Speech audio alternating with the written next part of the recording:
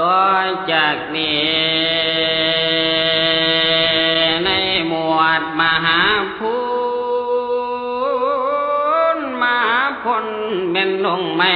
พันละนาป่าไม้ใหญ่มหาพลเป็นป่าไม้ทางเขาอันป่าเขา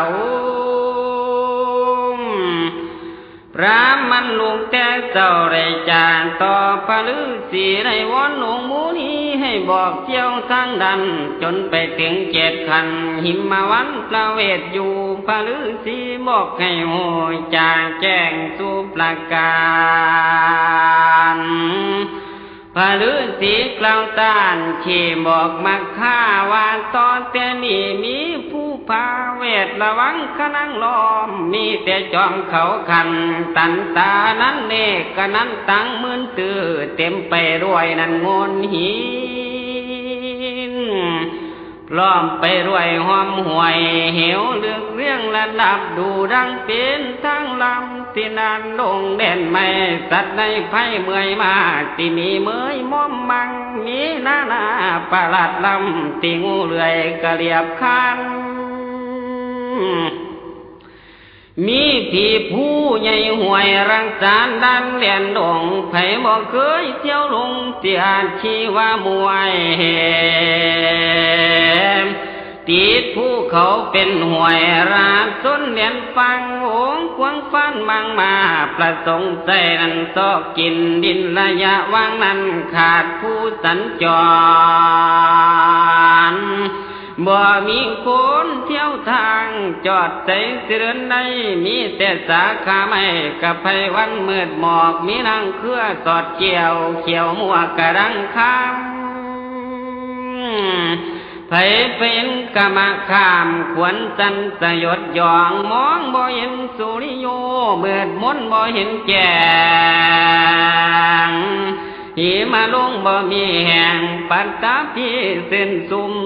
มูไม่ตัดต้นกระสุงสันว่าซอสันดูสงามเลิศลำสิหมอกหัวห้อยหำย้ำไม่ว่าอยู่ปัดสิอ่อนโอนเนียนอยู่ดูดังดงดอยดาวเต่าเตยเนียรนาดลูกกระชาดมูไม่สิมีแท่นั้นมากลาย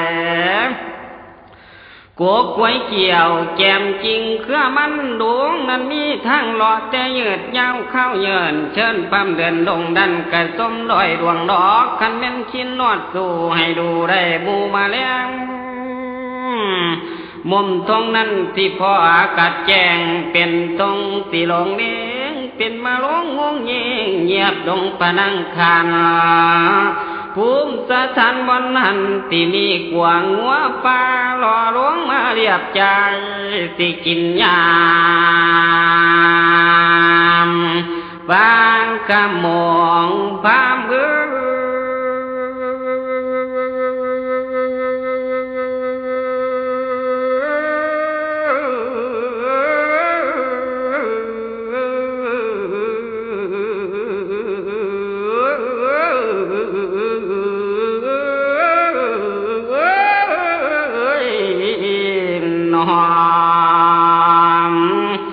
ตวงกะบ่แม่นทุ่งแท้แต่เป็นป่าสาขาเชิญปั๊มเดินไปตรงกะไฟติดไฟอุรนจัง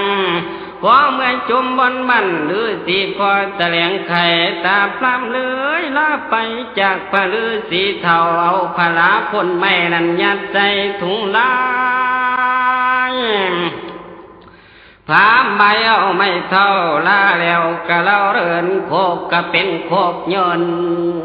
นตาพรามยังจนเสสัตสะบัดแปลงสะบัดมาแข่งข้างูคุงเบียดใจลงดันดาวคิดเห็นคราวสิเรินยางเอาเมียอ้อยแนบข้างมันแสนชันเวทนานี่ละหนอเพิ่นวัฒนากุมบังตาประชาราชดุดดังหมู่มันกังบังไว้บ่ให้เห็นเว้นแต่ผู้เพิ่นได้กะบรรลุอริยจึงบ่มัวเมากามศาสตร์ถึงกะจึงจ่อประชาชนเนานี้ยอมมัวเมาด้วยกิเลสก็จังทุกขเวทโอนั้นเมาได้ตั้งแต่กามอุปมาคือดอกบัวอยู่ในน้ำป่าเต่าค่อยตะกินบ่อัดตีใบโซรำสูริโยใด อุประไมคือความเท่าเอาเมียสาวมันเส้นยากถูกผู้หญิงสวงใจสิจำให้นั้นหังหวนหากบ่มีพวกเพื่อนเดินเที่ยวคนเดียวเที่ยวในมาวันหกที่ภาคคอยเมืองบ้านและเต้าเตยตนส่วนสนนั้นกิ่งเครื่องไว้มันมามัดเกี่ยวติมัวมุงอันมืดมุ้งปุ๋งตะลุงทนเท่านั้นตนเต้นใจเที่ยวหากินมากไม่สิในนาง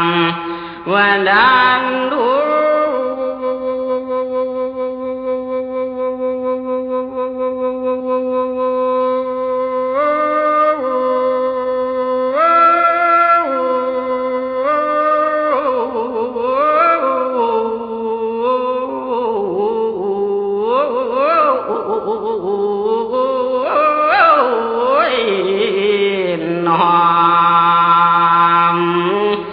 หน่อยหนึ่งตกล้นตึงลิงเห็ดล้นลงดินพล้ำก็เจ็บมากินยันลิงเล็มร้อนเจ็บกินพองท้องสมองมึนแก่เมื่อยเหน็ดเหนื่อยอิดเมื่อยล้าตาเถาวันยังความกะยองอย่างนี้นั่นคือผีพงคางเงินทางหลอดขอนหลอดไม่ใจละหอยอันห่วงเมียมมองดูผงตำเสือนั่นสันปากกะนาโลกว่าอยู่กบขันคอนสิคำแรงขี้คอยมองเห็นน้อยควงขันตันตาบนสิยางกันทั้งยังกับแก็บคอยนั่นเป็นห่วยหอมผามได้ยินเสียงไก่ป่านห้องทรงอัศนัยมายุรากะทาขันแขกเขียวขันคุ้มสักกุณามันมีสู่สินอนคอนเฮียงคู่กูนี่น้อบัดสิเข้าป่าไม้นั่นไผกวางอันพูนเดียวไปว่าทั้งคนเลี้ยวสามแยกยืนงงกว่าจักหลงทางอื่นแยกขวาเลี้ยวซ้ายตัดสินใจไปหน้าตามทางเส้นเสื่อนคือสิสมมาตรมุงมาโนตั้งอันเพียงตุงหน่อยหนึ่งตรงอดตรงอันดงใหญ่ปาลันเห็นได้ยินเสียงยุ่งยาวแววเสียงพระสงฆ์สู้มองดูตะวันไกลไกลเลี้ยงเบี้ยงแบมไกลได้3-4 หานมาแล้วนั่นคำจวนมองเห็นพ่อนี่หลับกะเหลี่ยมทุ่งขี้คอยล้ามกะตามองสิ่งที่เป็นจริงหรือว่ามองหลายที่ว่าแม่นแกล้งสารควงสูงคงที่เป็นสารจรสันดอนทรงปานวดความกะปวดเจ้าพ่อปันพำนั่นใส่น้องพอพลัมตองบ่ทันแล้วดันหัวใจเต้นตึงเดี๋ยวนี้กำลังถึงแต่ตะวันคำคอยมาที่หน่อยสิเต้ามาลูกกับแม่อยู่พร้อมเพียรรักเสมอตาดอกโยมือเวลาเดินไปขอย่านบ่สมหมายไว้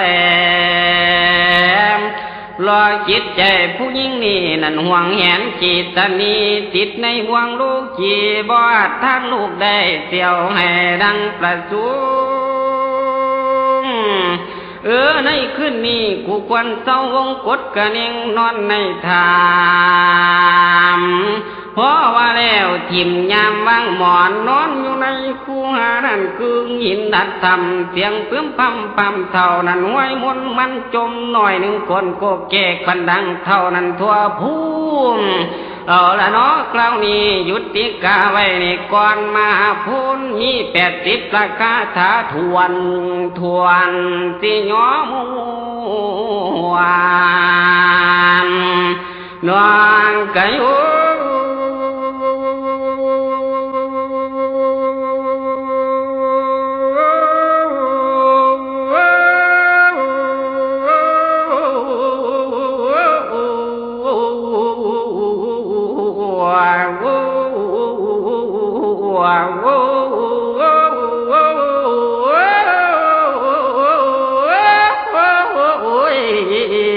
นอ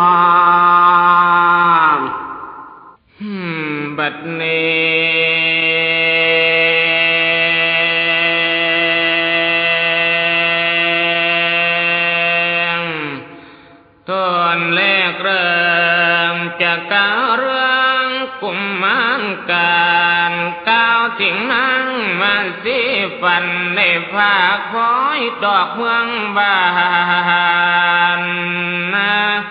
สุขสำราญกาเสียมสร้างยกกลางไผ่ดอกในเทือนบำเป็นเพียนอยู่สู่เมื่อบ่มีเอื้ออาวนครตื่นเมื่อสอนดอกเขาปากหาผลปาให้สองกุมมันดอกโยกคล้องดอกคอยทาถึงเวลา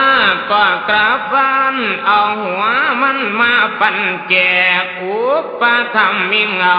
ผัวแก่และลูกคุณทุกที่เมื่อมาสีพังดอกเพียนอดบ่ให้องค์เชยพูดได้ยากแค้นดอกพ่อน้อยคอยบำรุงสองลายกกลางไผ่บ่มีมูดทุกปันแหนกาสิโสบ่มีหอนดอกความได้อุปมาดังคอยใส่โอ้ยกันทนทุกเวทนาพอเวลาสายันดอกคำหลวงดอกวันนามาสินอนในห้องกะสังเขือลูกอ่อนป้อนข้าวเสร็จเรียบร้อยนอนหันกะทอมพายพอเมื่อดึกสางใสนอนเงียบสงัดมิดมาสินอนเคียงหมอนขันพำบูตาหน่อยดวงพระจันทร์กำลังกูมาสินอนเนตาเน่งเลยรับมิดอ่อยจ่อยดอกข้าวน้อยหนึ่งกับฟัลฝันว่าถึกสร้างดอกวิ่งไหลออกใจหายแหลมหนีตายปัดนี้ใช้ร่างกายตะมึนหมอเมื่อกำคอดอกนางวาย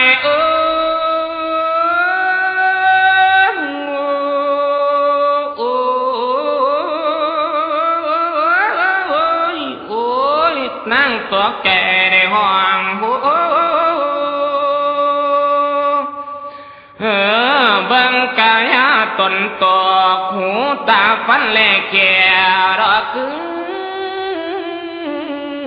ด่างดอกยากมันมาสินางกาฟองจานนางวอนอันก่อยเกวิตมันบอกกลัวความผิดต่อมาสินกทั้งนั้นจะพระกันดวงกาบมือจดตากันสองลูกผูกขาแขนมัดแบดอกใจหน่อยดอกแผนนี้ฝันแต่เสียงทอที่สะดุ้งตื่นคนหัวลูกว่าสิบบุกขั้นกุมมารย่านบ่มีดอกทางแก่เสียไปกองไฟจับดวนมาขันอมเป่าจุดกระบอกฟองเกศเท้าสวว่าไฟสิลูกแดนดอกใจหน่อยใจเต้นสมินถ้าเราสิหยุดนิ่งบอกเคยบอกคนใดกว่าสิมีเว้นไปกันไหนกันนั้นจำจอกงอข้อทั้งตะวันเอี่ยมเจียมตัวทั้งความสันขณะนั้นดวงจันทร์ปัดแห้งคือจังสอดดอยเป้าจอคอนมาสินั่งพองหอ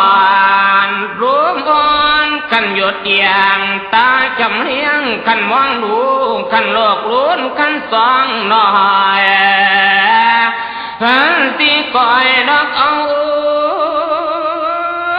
โอ้ยกันออกไปเป็นหมูพองย่านลูกทั้งโกดตื่นตลกปอกขวางพระนาง องยองคอยยองเฮาได้พาดผ้าพองท้องแทนมาเนาไฟไผสิทายให้เบาใจดอกเรื่องความดอกปัญหาเป็นหรือตายไปหาพี่โอ้ยพระสามีเสียดีกว่าจักปันดีปันสวัสดนั่งมาที่รถว้าวดอกกัวสัวดอกยังหัวไปหอดแดงบอกจองจ่าต้อนสันดอนล้างสังหอนขันมีกินพระเวทหรือขันเสียหัวขันเสียทำในให้เห็นไปกันสังชอบยานบ่ได้ประกอบสองขันอ่อนน้อยขันท่านให้ว่าแกพระลานอนอยู่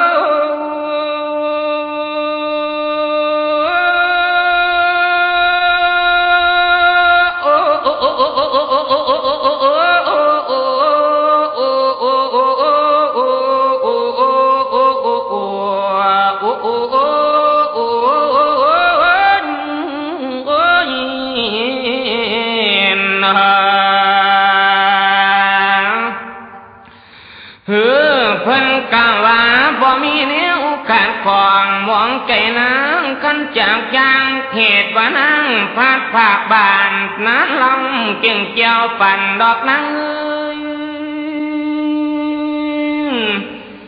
พระเวทว่าตอนนั้นนางก็กลับขึ้นห่วงปราบของอูงกันสองอ่อนหรือก่อนต้อนหน้าหมอกลวงโซพื้นจวนเก่งตะวางมา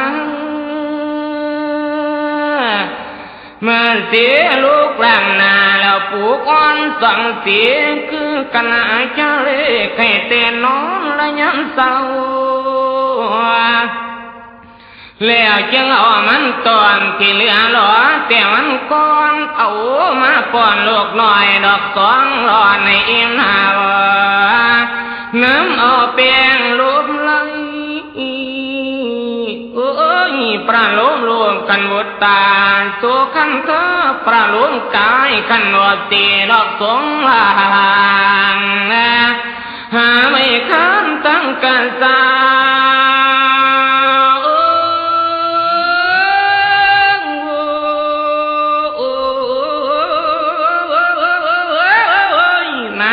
เสียงขึ้นใจบ้าอุ้มกันหาจุงเจ้าเลยไปฝากพระพ่อจอบข้าวเสียคอยเจ็บเขา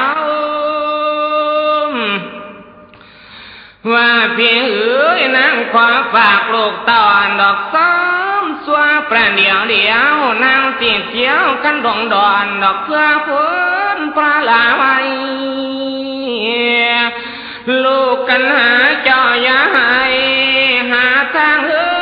ยดอกกูเอวโอ้ยสาวชาลีก็ไงเลี้ยดอกก้อยน้องเจ้าอย่างงอนจูดสองแก้มเจ้าหลอนนี่ลาดไก่ไปเจ็ดอะไรแต่คำปั่นลาพระเคยนอกใจเต้นเจดินคำฝันหายใจเอ้ยกะบอกะโลโอ้ยยามนั่งข้างด้านดวงพระนางใจโวหวานดอกตอนนั้นมันก็นี้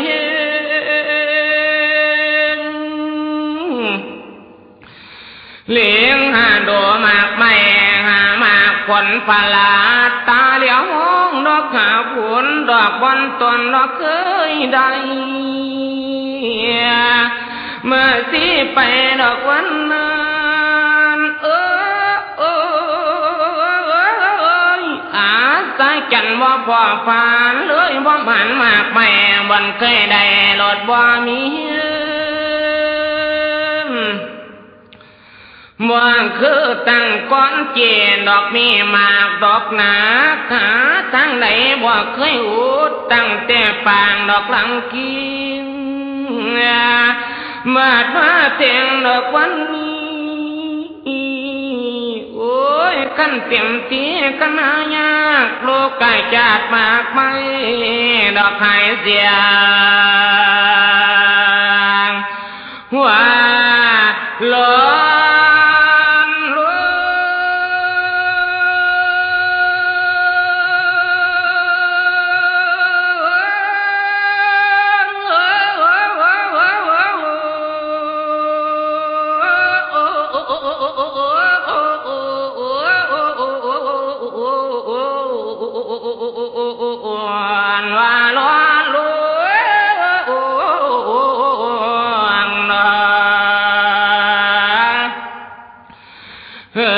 เหลืออยู่ตัวนิดหน่อยหากไม่ต้อยบ่มีถึงเดมือเดืองกันสูงเกินดอกกาสูงกันเปียฟัง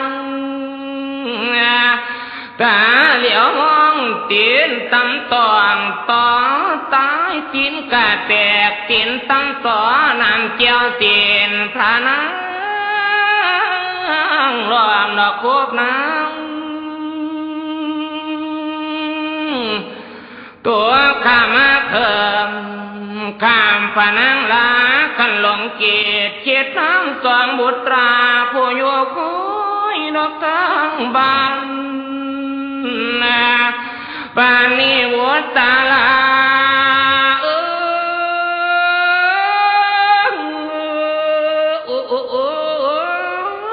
สิควายทางกันละดานลูกขมือมากไม่หาว่ามันย่างลูกแล้วละตอนเอาอย่างว่าดอกใส่มือสางว่าคือตัวเหมือนดอกผิดเปียกกับตรามาคนเธอแลกกันดูนดอกเนาเนยบ่เหลือคางถึงที่เหลือหล่อบางเกี่ยลิงเอ้ยดอกเรียมบางโคลนลงนินเหลือโยบางปานั่งเปล่าเป้าเอา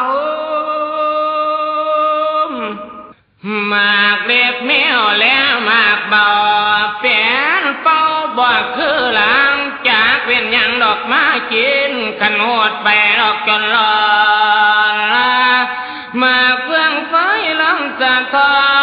นลำด่วนดอกที่ก็พูนโอ้ยสร้างดึงกีดน่ารักมวนบ่เหลือไว้ดอกคอยังสารพัดมากแม่ดอกสมบึกกันหน้าหวานเด้ยบ่พันใส่ตาว่าแม่นดอกออกจนเที่ยงมาเพื่องไฟมีนิดหน่อยเลี้ยงพัดจินหนีจากหมากที่หน้าต้นเตี้ยเจียปลอนดอกลวน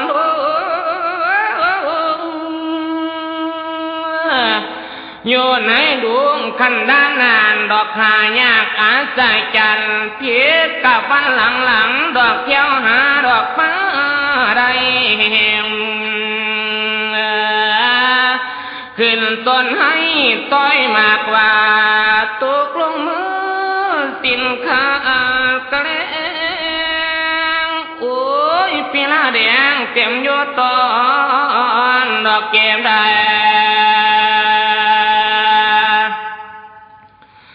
ว่าหนา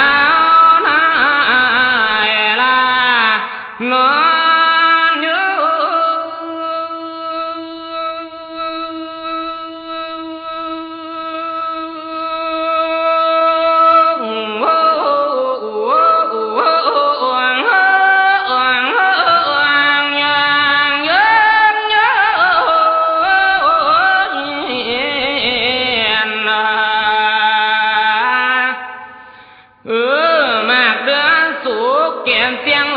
แต่วันก่อนหนูผัดกินพอยัง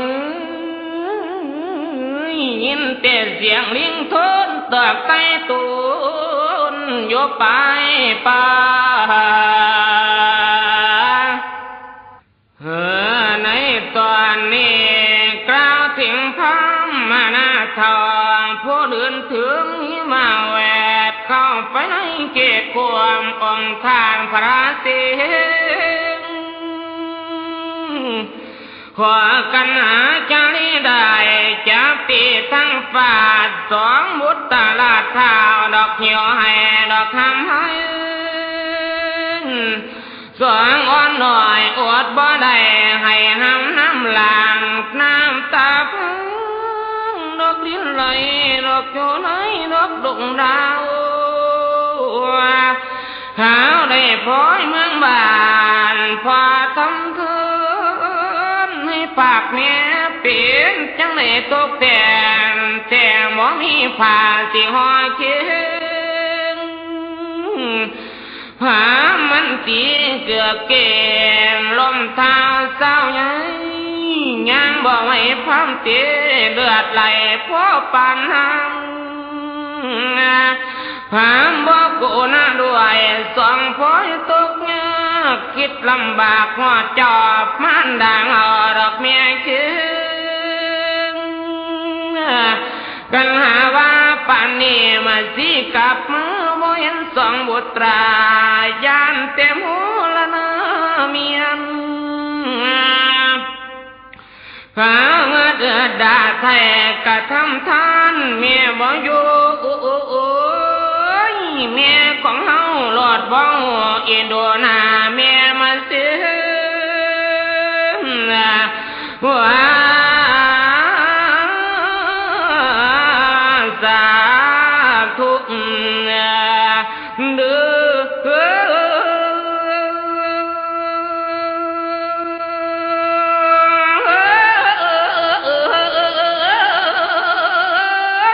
คอยเทียบป้าซ้อนใส่นอกบอกข่าวอันดาว่ากันหาจาเลยโอ้ยพามตามมาขันทั้งนี้เมียมาสิมาแล้วให้ตามหลังขันวิ่งเล่นเนี่ยมีคอยเมียเล่นตอนสองหน่อยได้ตามคืน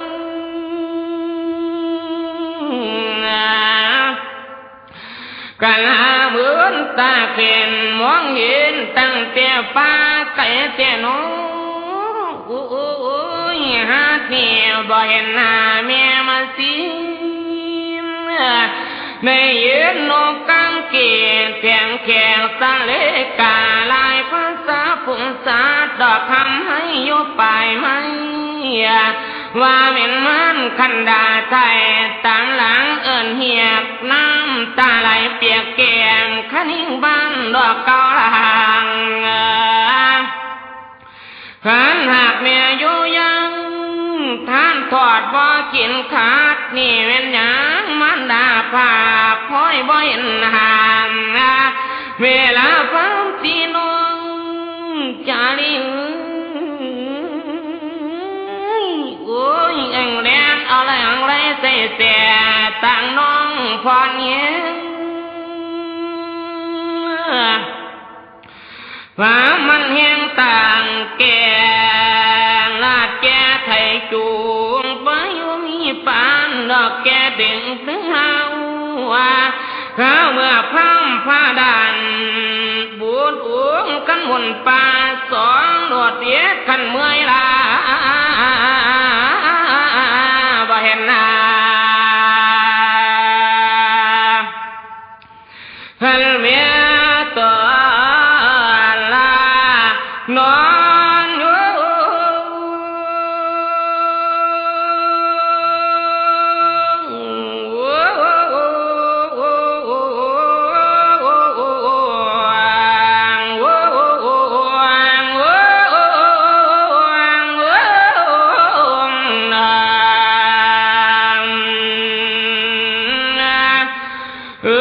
ฉันสิจ่อไว้นี่กำก้นกุมมันจังเป็นคองเดียวบัดนี้มีรอยเอ็ดปากข้าสาพวกพี่น้องพระอ้วนคอยติดตาลุงเอาละเนาะตอนนี้มาชี้กันเพิ่นติดต่อขอลาลุงไว้สักนี้ก่อนเด้อทาง มัวกา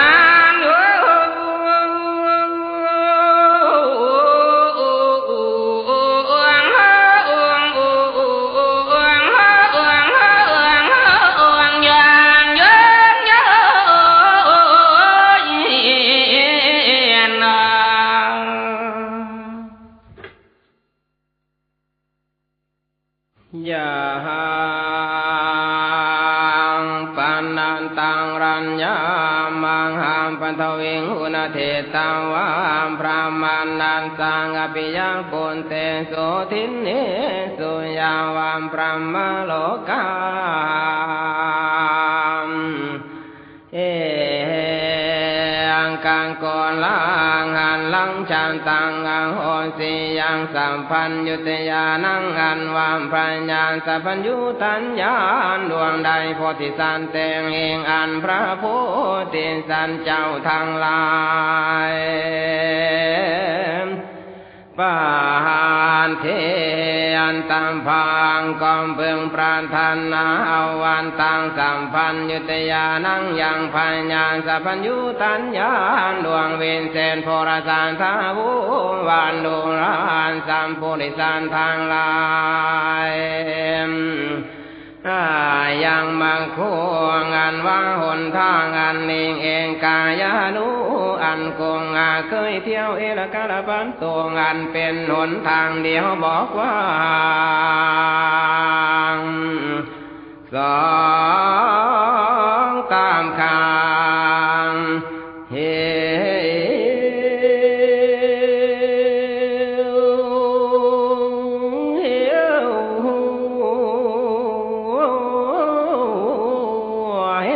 สันภูมิผ่านตันไปยาวมีต่างหากไม่ใหญ่ย่อยให้มีทางน้ำมีนองไหลตุกตาหอมมวยงานแนวกันดานก่อนผางานผ่ามืนทางเส้นอื่นกามบ่มีดอยอันนี้ชื่อว่าดอยคิดิยะวงกรอันเป็นหนทางโคตรไปนานหอดเจียวสามสอนไปมามีข้าวานดูรามพญาเนื้อทั้งสามตนลงงานธรรมชาติมหาพลามีกำลังมากในป่าใหญ่พนา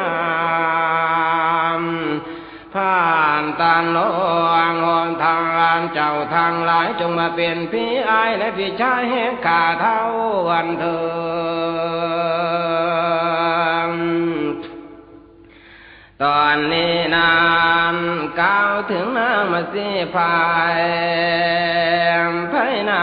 ป่าไม่ใหญ่ขันตะวันคำขายพนังลานสิเต้าคือ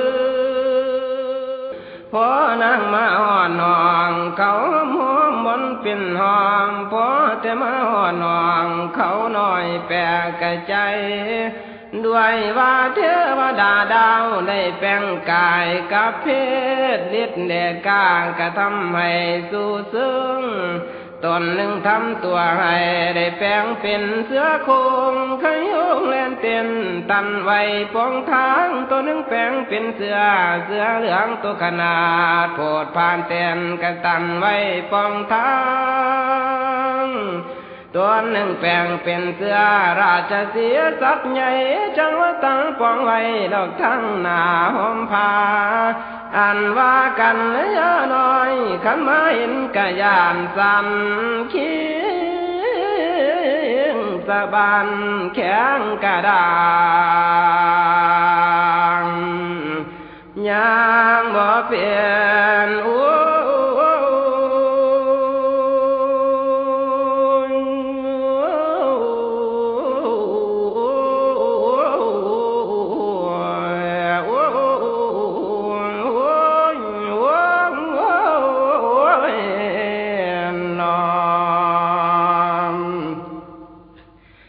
ตอนนั้นคนคิงคามดอกฟังตายตัวสั้นอันว่าพระแม่เจ้า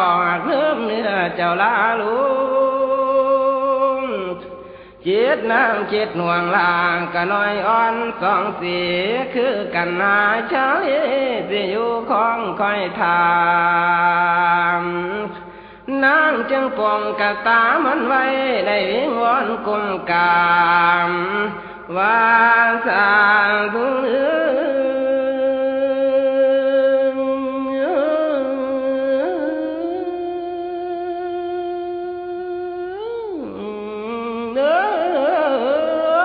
ขอให้พระพี่เวนดอกนี้ให้ปองทางโอ้พี่เอ๋ยนั่งสิปันมากไม่เครื่องหนึ่งคันนี้ลาดจะสีก็ยังเยือนตันทางบ่อยนั่งไปได้ถึงว่านางวนวายแสนที่ห้อยเราอันว่าเทศเจ้าบ่มีให้ปองสิไป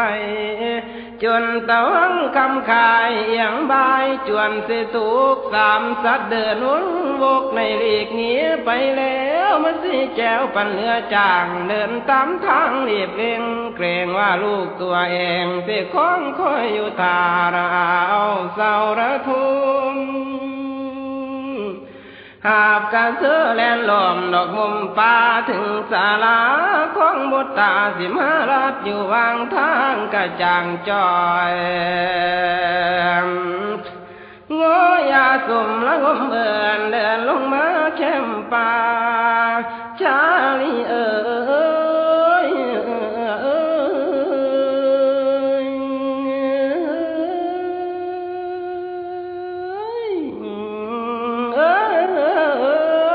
กันหาแม่เจ้ามาหอดแล้วคำแก้วเจ้าอยู่ใสเหลือแม่นพวกเจ้าใดกะลีซ้อนหัวโศกคำเอ้ยกูกเท่าใดแห้งหินมิดเงียบเสียงบ่ขานตามนางจึงไปทุนไหวสุมพานโพธิลาภว่าพี่เอ๋ยอันว่าลูกอ่อนหน่อยของก่อยกะเล่าให้ขอให้ป่าจงเกลือได้โอนโปรดปราณีน้องถอนขอให้กูน่าภายดอกไก่ควรคำแจง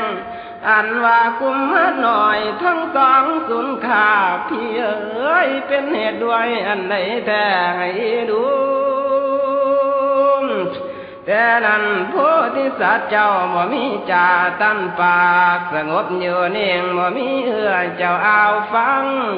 หันหลังสู่บ่มีจ่าตันต่อนั่งทูลเราซ้ำหลายครั้งกะบ่จากนั่งก็โศกาด้วยหลายประการตึงตึมโอ้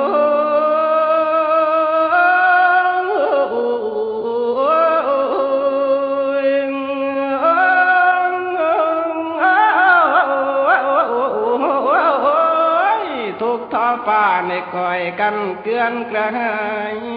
โทมานั่งแขนปังตายตอมโศกทั้งคิดถึงลูกหน่อยพ่อปานฝ่าเจ้าลันเตียงอ่านเรื่องเนื้อเป็นดังเขาหลวงกวางป่าสุเมียนคนโคนลมทับเจ้ากันแดดินบ่ทิ้งได้แล้วทอดแต่มีบาดเบื้องพ้อยปากสิเป็นเสียงมาสิทุนผัวควรได้หำเฮียนเขียนคอว่าพี่เอ๋ย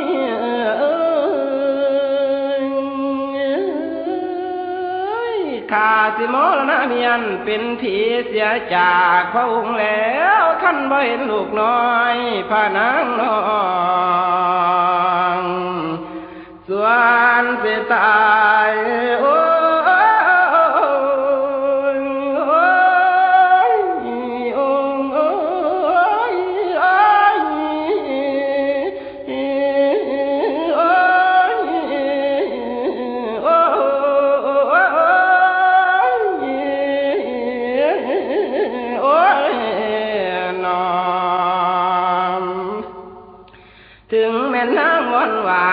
แสนที่ห้อยเล่าอันว่าพระเวทเจ้าก็ทรงนิ่งอยู่บ่เตียง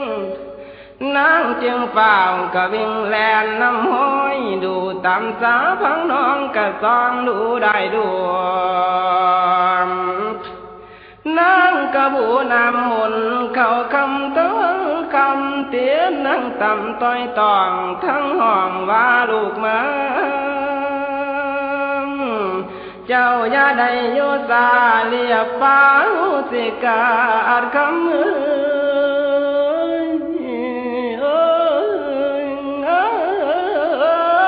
มากินเฟื่องไฟหวานหน่วยบักแง้วยามแลงแม่ได้แปลงปิดควรคันหน่วยได้สมควรเรียกไปถ่าปอนอ่อนมั่งลีอ่อนไม่ล่างแล้วบักแง้วสมแม่ป่าทวงวางกัน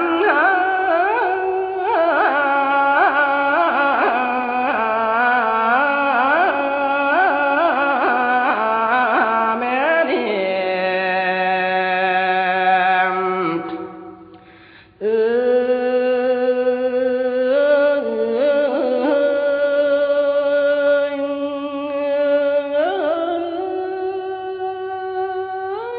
มาเฉลียแม่เนี่ยเอื้อนคำใดก็เลยเม็ดอิงเตียงบ่มีสิ่งสิไขขานบ่เห็นสองกุมารผ่านแลนล้วงในน้ำมาสิเลยลงคอนอยู่สาสีหลายเรานึกว่าเงือกข้ามเจ้ากะลงน้ำจุ่มจอมเปิดใบบัวแล้วกะกุมในหมอบสองหาวดูตามสาพังน้องกะบ่มีพ่อน้อยกลับขึ้นมาทุนเจ้าดอกสันดอนปัญญาเวทปัญหาเหตุใส่น้องจ่าเว้าบ่แม่นของว่านางรักเล่นสู่อยู่ในป่าปัญญาทอนป่าพืชผิดกามีบ่ห่วงผัวกับบุตรน้อยกลับขึ้นมาปัญหาเลี้ยฝ้ายน้ำตาลูกบางพ้องดูถูกอายดอกลืมทิมอิ่มบ่พร้อมนี่ละนอมาเสียเพิ่นมาสร้างเปิดไม่ไหลป่าบ่หัวซาป่าหากนี้ไก่วังกว่าสหาวข้าวน้ำหุงหากไก่วังกวางไปลงต้มบวกไว้แสวังใสมีบ่แพ้ไปลงกลัวแต่บวกตูเจ้าอย่าพี่ตีไข่ดอกทำกินแกงไก่มาสิเอ้ยไข่บ่เจ็บปวดเนื้อไผสิหูดอกหอมปัว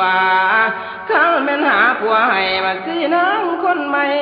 ไข่ของนางคือเสมิดอ้อยจอน้องคือเสมิดอ้อยจอยอยากแก่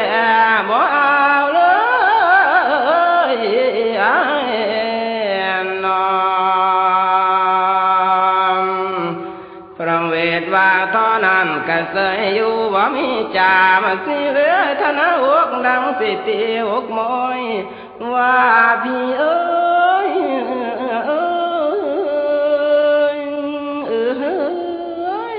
สั่งมาทำเว้นคอยหากระบวนหลายเรื่องเทโนอายนับแต่นี้จากเมืองวังเพิงพาเผาผัวดอกผัวแก้วผู้เดียวหามานั่งโลกเดียวดอกหัวมืดกามาคุณ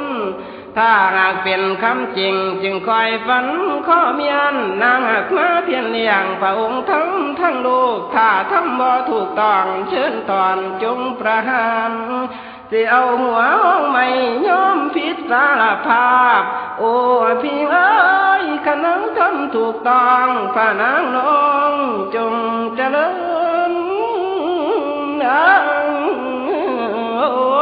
ยน้องวานทอนันพระนางแลนน้ำห้อยในดงดอยป่าไผ่พนมไม่ไผ่พนมกวางมาพานมัวมืดมีมุสัตว์ตื่นเต้นดอกตันข่าวระวังข่าวมีมุสัตว์กุณาเข้านกเกียบนแห่งบางปุงชนีข้างเต้นตอนไม่ตื่นพระนางพระแม่เจ้าในมนป่าโค้งน้ำคุ้มคำคุ้มเจ้าคอยข้านไปนาแม่นจะกาเป็นเสียนทั้งไก่15 โยชน์พาแม่เจ้าพระเนภายเจ้าผู้เดียวเลยบ่เห็นสองลากันดาลาทั้งคู่มาเสียอยู่บ่ได้ก็ฮีให้อังมนุษย์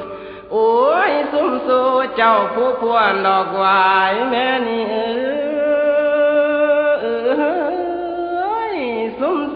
เจ้าผู้ขวาบักขำโค้งจังว่าต้นตีตวงดอกตองถึงมันแก่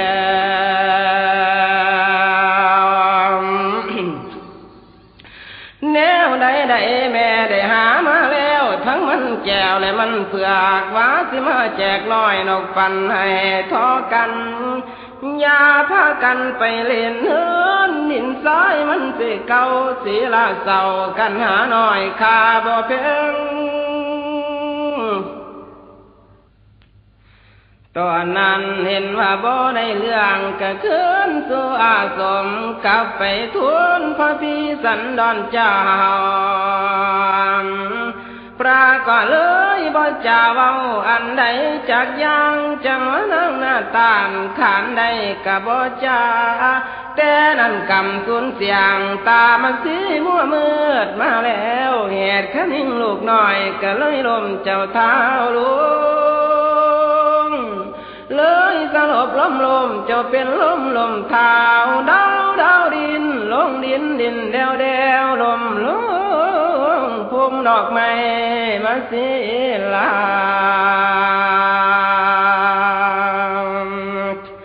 ก็เท้าตาย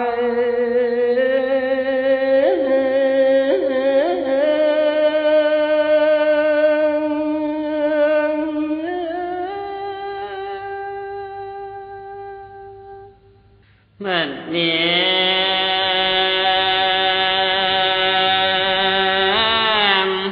ปลาเวียนเจ้าเห็นนาดนางมันที่วิสัญญีสลบตายกะต่อตาตรงหน้าหมดปัญญาเงาวังปานดวงใจสิหลุดขาดธาตุและขันธ์สิแตกบางวางทิ่มมันพัมกันรีพอขันลาบจามเนียงขันนั้นโจมใส่ปลาเผาตากอันสุสนน้องปากกาบดินทำบ่าวว่ามาที่โอ้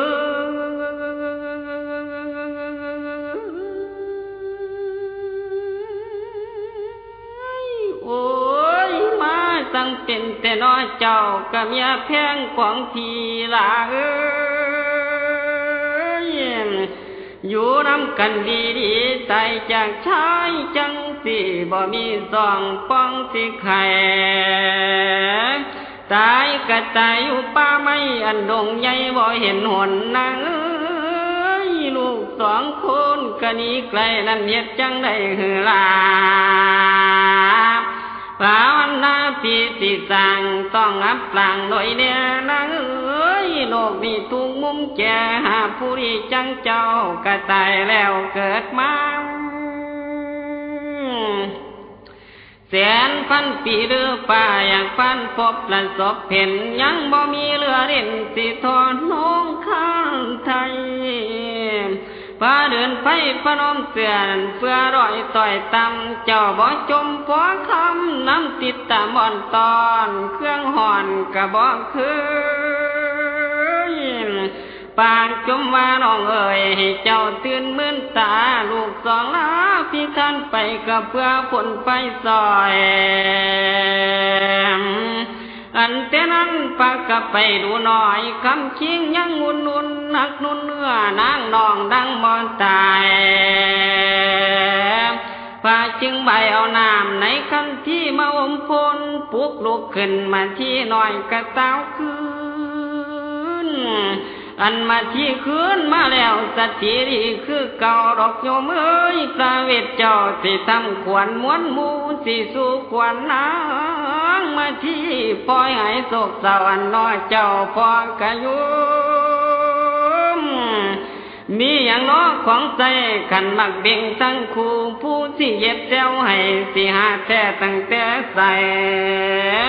หรือสิจ้างพระเวทเย็บให้นั่นคู่หนึ่งจักเหรียญแม่ใหญ่เอ้ยเทียนนอบหัวกาชิงแม่นผู้ใดสิเสียให้กำใบเงินใบทองนั้นไปสิหามาสู่คิดเบิ่งดูพวกเจ้าอันใครเท่าอีพอพังก กับทั้งเขาและน้ำเลี้ยงแจกที่มาโฮมจักกี่ร้อยจึงติดสมบังคาขวายาตุมมันสิสมควรบ่สิทำเพียงเด็กน้อยไผสิหลับก่อยกะยำเลียงว่ามัวคู่